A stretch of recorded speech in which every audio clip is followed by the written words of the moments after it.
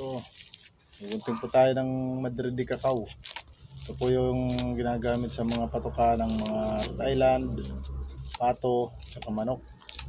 Kung wala kayong pambili ng patoka, pwede to.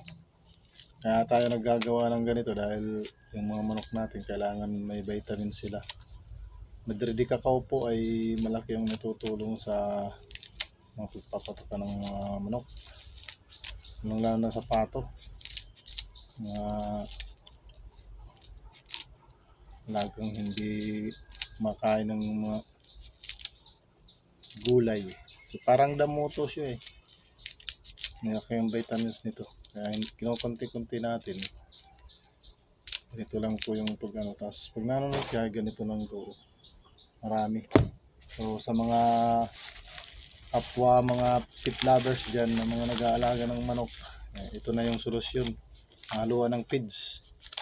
Kaya ano,